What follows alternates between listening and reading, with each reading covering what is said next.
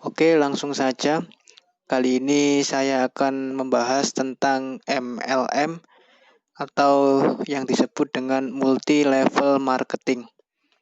Sebelum kita masuk, kali ini saya sedikit bercerita tentang keinginan saya pernah mengalami keinginan untuk mengikuti yang namanya LML.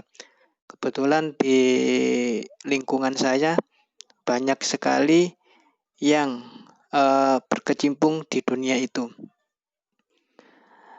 Lantas itu yang membuat saya ketertarikan untuk membahas pada kesempatan kali ini. Oke, langsung saja kita langsung masuk ke babnya MLM.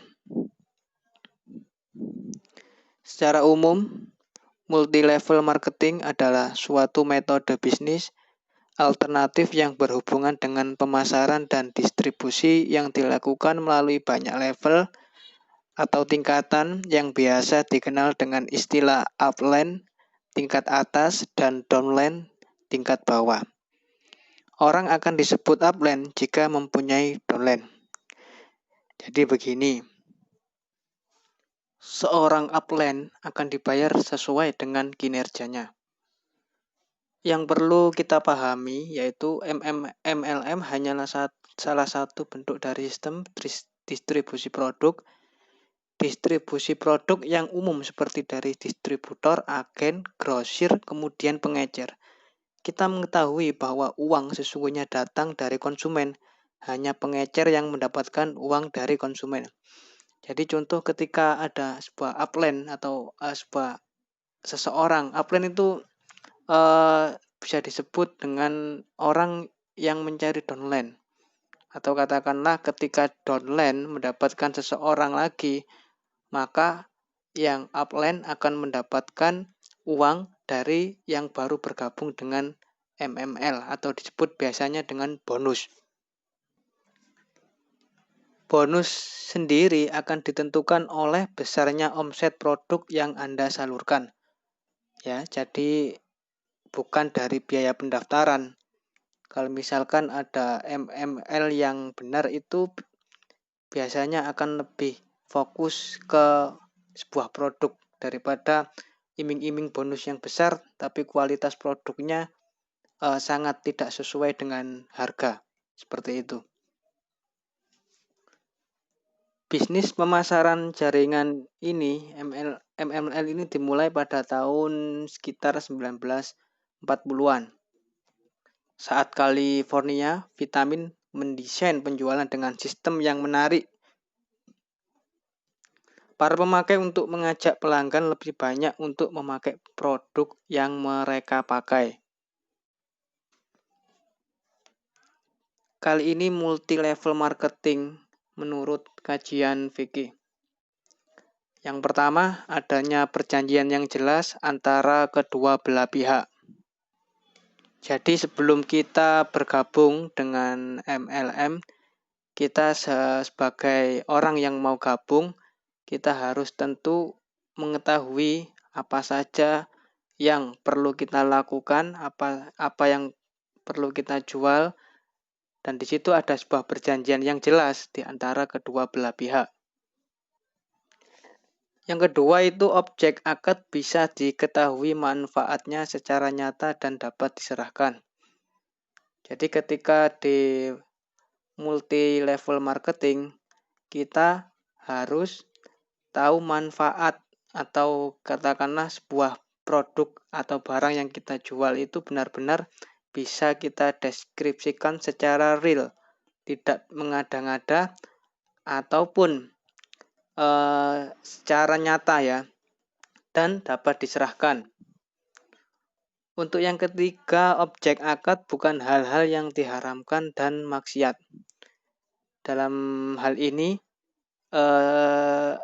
sesungguhnya itu sangat tidak jauh ya. Karena di sini intinya itu kita melakukan jual beli. Dan di jual beli itu intinya itu ada akad atau perjanjian. Dimana kalau kita sudah mengetahui produknya seperti ini dan kita sudah melakukan kesepakatan bahwa harganya juga sedemikian, maka disitulah nanti terjadinya keputusan entah atau ketertarikan kita atau kita sebagai pembeli saja. Untuk selanjutnya yaitu syarat multi level marketing menjadi syariah. Di sini saya hanya memberikan 3 poin. Sebenarnya ada kalau nggak salah 10 sampai 15 poin, tapi saya akan mengambil yang lebih umum atau lebih harus kita pahami dulu. Yang pertama ada produk yang dipasarkan harus halal. Ya. Pertama itu bagi kita yang muslimah, yang pertama harus wajib ini ya, halal. Dan menjauhi syubhat. Syubhat itu sesuatu yang masih meragukan. Kita ngalor gak ngalor, ngidul nggih gak ngidul. Untuk yang kedua, sistem akadnya harus memenuhi kaedah dan rukun jual beli sebagaimana yang terdapat dalam hukum Islam, dalam fikih muamalah. Yang ketiga, tidak ada eksploitasi dalam aturan pembagian bonus antara orang yang awal menjadi anggota dengan yang akhir. Ini sangat penting. Ini terkadang sebuah member MLM yang baru, kita biasanya dijanjikan dengan bonus sampai seumur hidup atau bisa diwariskan. Ini perlu kita pertanyakan lagi, seperti apa sistemnya kok sampai seperti itu. Nah, ini perlu kita kaji lagi supaya kita tidak sampai tertipu atau terjerumus dengan hal-hal yang seperti ini. Ada bunyi di surat Al-Baqarah ayat 275. Bismillahirrahmanirrahim. Wa ahallallahul bai'a wa harramar riba. Padahal Allah telah menghalalkan jual beli dan mengharamkan riba. Untuk selanjutnya, pada dasarnya para ulama seperti Ibnu Abbas, Imam Bukhari, Ibnu Sirin, Atta, dan Ibrahim memandang boleh jasa ini.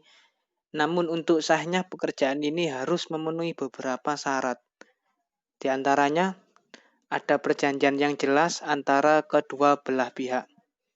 Objek akad bisa diketahui manfaatnya secara nyata dan dapat diserahkan. Objek akad bukan hal-hal yang diharamkan dan maksiat.